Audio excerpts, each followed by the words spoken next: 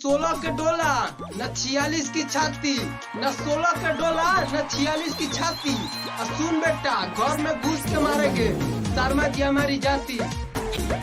लेबू के तनो अंगड़ाई दर्द तोहर जाई ना, कि लेबू के तनो अंगड़ाई दर्द तोहर जाई ना।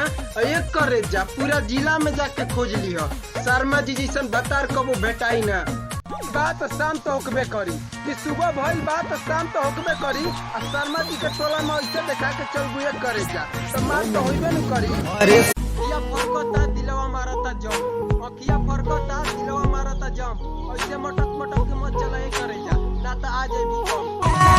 सूरे बेटा, शर्मा जी के बुराई बड़ा सोच समझ के करिए। सूरे बेटा, शर्मा जी के बुराई सोच समझ के करिए, ना तो बुराई के घड़ा हम भर दे। ऊपर वाला तो सिर्फ बोलावे ले, भेजे वाला काम हम कर दे। सुतल से जाग जाई तो जंगल के कुत्ता सियार सब भाग जाई। जब सुतल से जाग जाई तो जंगल के